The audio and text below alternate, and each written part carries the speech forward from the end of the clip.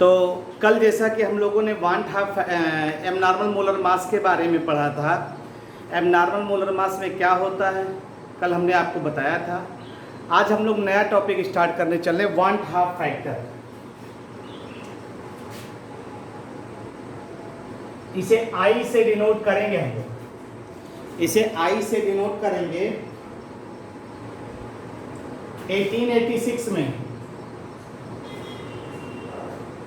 Want half जी ने want half introduced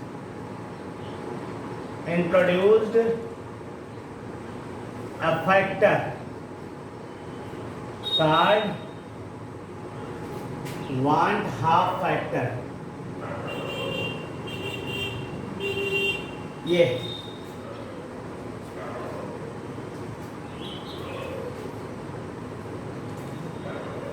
ठीक है भाई, इन्होंने इंट्रोड्यूस किया था इसको। अगर हम इनकी बात को ध्यान दें और इन्हीं की बात को, तो आप जानते हैं कि आई जो है ये क्या एक्सप्रेस करता है, expressed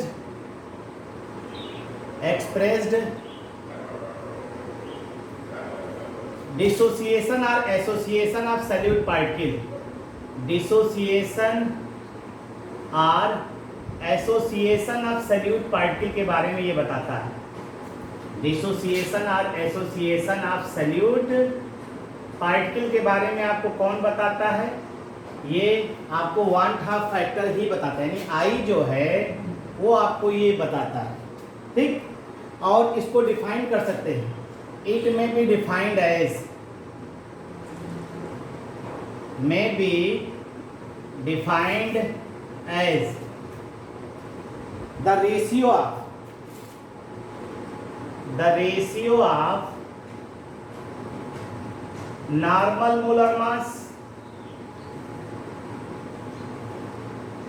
the ratio of normal molar mass and observe, जिसको आप ऑब्जर्व करते हैं डिसोसिएशन या एसोसिएशन के बाद, आफ्टर डिसोसिएशन या एसोसिएशन के बाद जो आप ऑब्जर्व करते हैं, ऑब्जर्व मोलर मास कहते हैं। इसी को आप एबनॉर्मल मोलर मास कहते हैं। एबनॉर्मल मोलर मास कहते हैं, एबनॉर्मल मोलर मास कहते हैं आप सैल्यूट। यानी ये सीधा सीधा रिलेशन हो गया। I want half factor,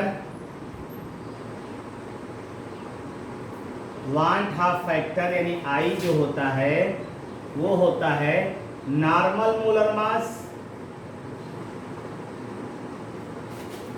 upon observe या एबनॉर्मल, ऑब्जर्व्ड या एबनॉर्मल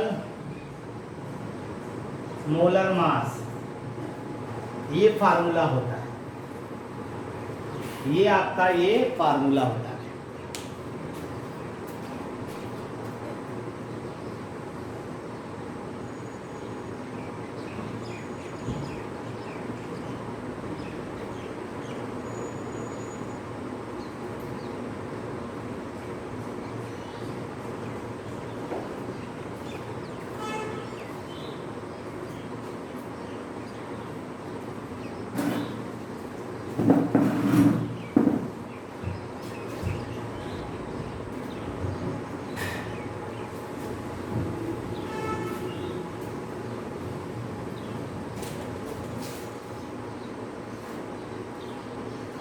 इसको हम लोग और भी एक टर्म कह सकते हैं, आल्सो नोन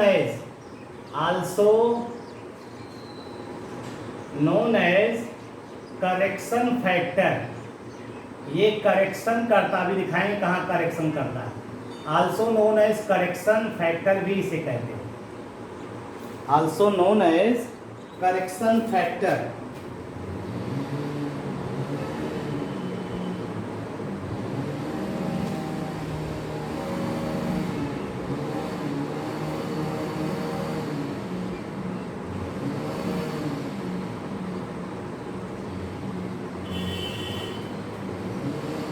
देखिए अगर हम इसी को ध्यान दें, इसी को ध्यान दे रहे हैं, तो अगर in case of association of solute particle, आप खुद देखिए, आपने लिया था CH3 ये लिया और एस्टिक एसिड को आपने सॉल्वेंट में डिजॉल्व किया तो डाइमर बना था। ये ट्वाइस हो गया था, 2 मोल ले लिया आपने और सॉल्वेंट बेंजीन ले लिया ना।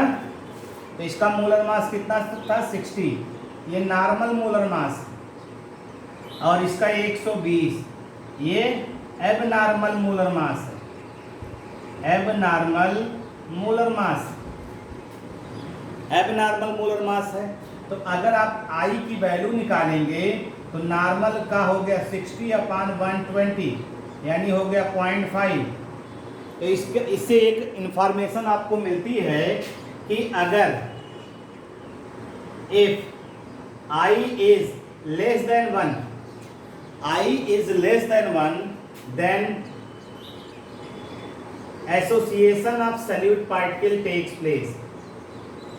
Association of solute particle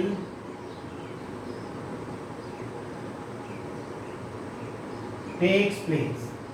अगर एसोसिएशन हुआ है तो आपका जो है आई की वैल्यू हमेशा क्या आएगी, लेस देन 1 आएगी, यानी 1 से कम ही आएगी। ध्यान दीजिएगा।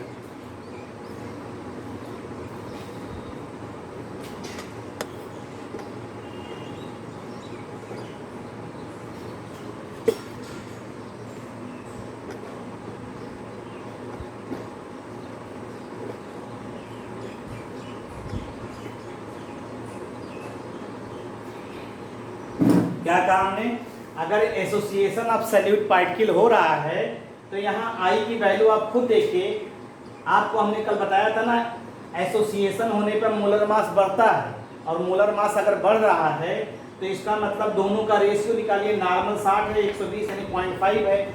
इसका मतलब है अगर आई की वैल्यू लेस देन 1 है तो सैल्यूट पार्टिकल का क्या होगा, एसोसिएशन होगा। ये फिक्स वैल्यू है, जान लीजिएगा, इसमें कोई भी चेंज आप नहीं करते।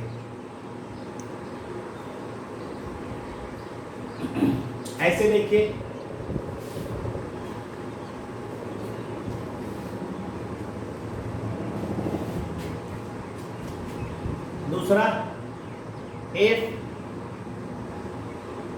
दूसरा हम लेते हैं, दूसरी की बात करते हैं। अगर दूसरा देखो, if dissociation of solute particle takes place, कल बताया था ये sir, solute particle takes place.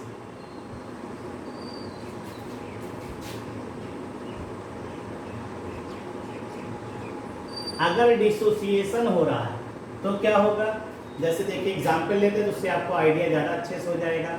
NaCl लिया, इसको सॉल्वेंट में डिजॉल्व किया और ये बन गया Na+Cl-, 58.5 ग्राम है। और हमने बताया था 1 मोल ये बनता है, 1 मोल ये बनता है, और ये मोल एक ये बराबर क्या होगा, 1 मोल। 1 मोल का मास इतना है तो 2 मोल ये बना, ये टोटल मोल कितना हो गया, 2 मोल। तो 2 मोल बराबर आपने बताया क्या, 58.5। तो 1 मोल की बात क्या हो जाएगी, 1 मोल इज इक्वल टू 1 मोल आप Na+ लीजिए और Cl- लीजिए, इसकी वैल्यू हो जाएगी 58.5/2 यानी 29.25। तो क्या हो रहा है यहाँ पे, मोलर मास कम हो रहा है, मोलर मास डिक्रीज कर रहा है। अगर मोलर मास डिक्रीज कर रहा है तो सीधे हम इस चीज को डिफाइन कर सकते हैं। क्या मतलब कि अगर मोलर मास कम हो रहा है इसका मतलब क्या हुआ, अब देखिए आई बराबर normal molar mass upon abnormal molar mass, normal कितना है, नॉर्मल इसका 58.5 है, एब नॉर्मल 29.25 है, और ये लगभग हो गया 2।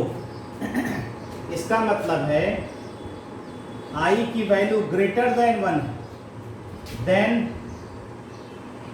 डिसोसिएशन ऑफ सॉल्यूट पार्टिकल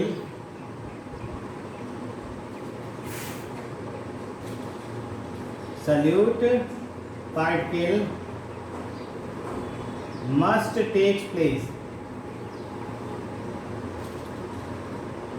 अगर क्या हो रहा है, अगर जो है हमने कहा I की वैल्यू मोर देन 1 है तो dissociation of solute particle takes place. Dissociation of solute particle takes place. तो आप सीधे सीधे इस चीज को कह सकते हैं, इसका मतलब है, अभी दो बातों से एक बात निकल के आई, इसका मतलब तीसरा आप कह दीजिए if I is equal to 1, अगर I इज इक्वल टू 1 रख दे तो नाइदर डिसोसिएशन और nor association takes place.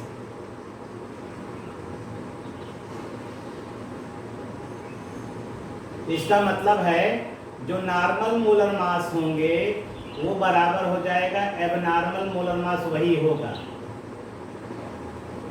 Normal molar mass और एबनॉर्मल मोलर मास दोनों एक दूसरे के बराबर हो जाएंगे।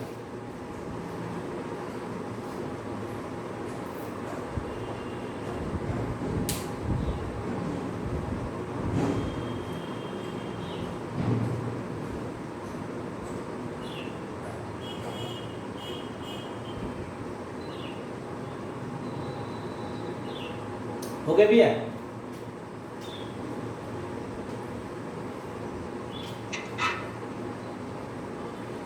अब आइए देखते हैं इधर।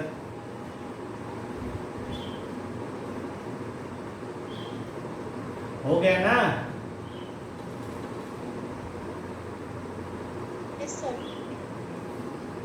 अब अगर आप इसी चीज को ध्यान दीजिए, आप जानते हैं जो मोलर मास होता है, या कहिए कि जो कोलिगेटिव प्रॉपर्टी होती है, we know that colligative property जो होता है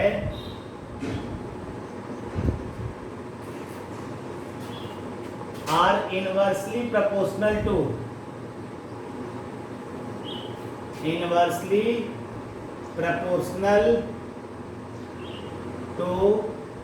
मोलर मास। मोलर मास के इनवर्सली प्रोपोर्शनल होता है, ठीक? तो इस हिसाब से हेंस वांट हाफ फैक्टर में आल्सो बी डिफाइंड एज, आप वांट हाफ फैक्टर को इसी तरह डिफाइन कर सकते हैं। अभी आपने पढ़ा क्या था? वांट हाफ फैक्टर पढ़ा था नॉर्मल मोलर मास और एबनॉर्मल मोलर मास का रेशियो, ठीक? तो जब कोलिगेटिव प्रॉपर्टी मोलर मास का क्या होता है, इनवर्सली प्रोपोर्शनल होता है, तो आप इसको ऐसे लिख सकते हैं, देखिए I इज इक्वल टू, अब एबनॉर्मल या ऑब्जर्व कोलिगेटिव प्रॉपर्टी ऊपर हो जाएगा, उल्टा हो जाएगा, observed colligative property upon normal colligative property, ये हो जाए। ये एक रिलेशन, ये भी एक फार्मूला होता है। कोलिगेटिव प्रॉपर्टी ऑब्जर्व, जो ऑब्जर्व करते हैं एबनॉर्मल और नॉर्मल, तो इसी को डिफाइन कर सकते हैं। I may be defined as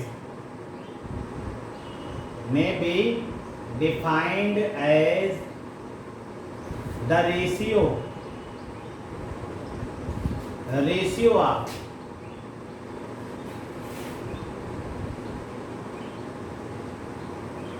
observed ratio of observed colligative property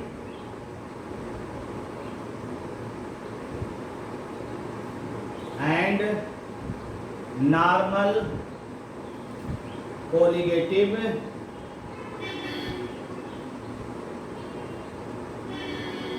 property.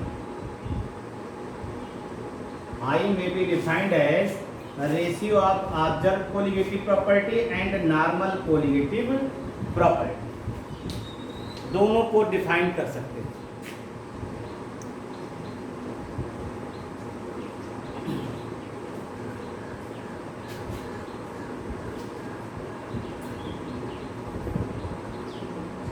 इसका मतलब है अगर आप आई को इंट्रोड्यूस करिए, यानी आप कोलिगेटिव प्रॉपर्टी को मॉडिफाई कर सकते हैं. हेंस वी कैन इंट्रोड्यूस, क्या इंट्रोड्यूस करने चल रहे हैं, we can introduced I in colligative property, in colligative property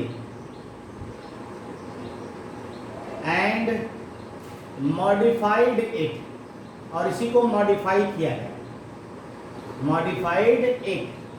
तो हम लोग मॉडिफाई कर दें या इसी कहते हैं also called abnormal colligative property. Abnormal colligative property भी इसे कह सकते हैं. क्यों? क्योंकि इसमें 1/2 फैक्टर इंट्रोड्यूस करने चल रहे हैं ना, और 1/2 फैक्टर जब इंट्रोड्यूस करेंगे तो आई की वैल्यू आएगी. तो आई तो अगर एक है तो ना डिसोसिएशन ना एसोसिएशन, लेकिन आई की वैल्यू इंट्रोड्यूस कर रहे हैं तो डिसोसिएशन एसोसिएशन होगा. इसका मतलब है उस कोलिगेटिव प्रॉपर्टी को हम लोग क्या कहेंगे, एबनॉर्मल कोलिगेटिव प्रॉपर्टी. जैसे आपने पढ़ा था PA0 minus PS upon PA0 equal to JB. ये relative lowering in vapour pressure पढ़ा था, ये वाला फार्मूला. पहली कोलिगेटिव प्रॉपर्टी है रिलेटिव लोअरिंग, तो हम इसी में इंट्रोड्यूस कर रहे हैं 1/2 फैक्टर. ये हो गया पहला, ये हो गया relative lowering in vapour pressure. पहली कोलिगेटिव प्रॉपर्टी ये पढ़ा था, relative lowering in vapour pressure. दूसरी कोलिगेटिव प्रॉपर्टी देखिए, अगर दूसरी कोलिगेटिव प्रॉपर्टी देख रहे हैं तो आपको याद आएगा elevation in boiling point, delta TB is equal to KB into M. ये पढ़ा था, delta TB is equal to KB into M. इसी में आई इंट्रोड्यूस कर दीजिए तो ये क्या हो जाएगा, एलिवेशन इन बॉइलिंग पॉइंट. ये सब क्या है, एबनॉर्मल कोलिगेटिव. तीसरा क्या पढ़ा था आपने, तीसरा आपने पढ़ा था क्या चीज हो, delta TF is equal to KF into M. यही आई इंट्रोड्यूस कर दीजिए तो ये क्या हो जाएगा, डिप्रेशन इन फ्रीजिंग पॉइंट. और चौथा जो आपने पढ़ा osmotic pressure, pi is equal to CST. यहीं पे आई ले लीजिए और ये आ जाएगा ऑस्मोटिक प्रेशर.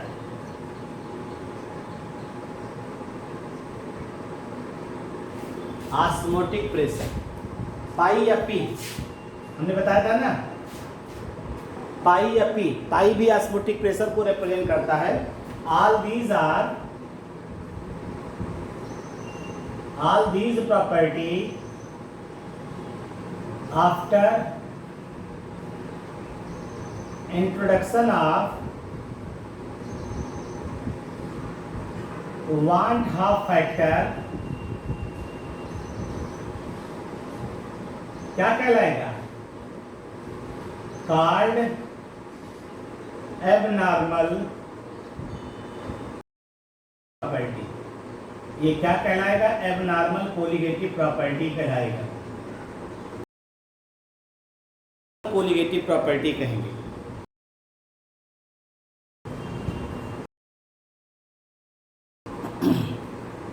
इसी एबनॉर्मल कोलिगेटिव प्रॉपर्टी कह रहे हैं।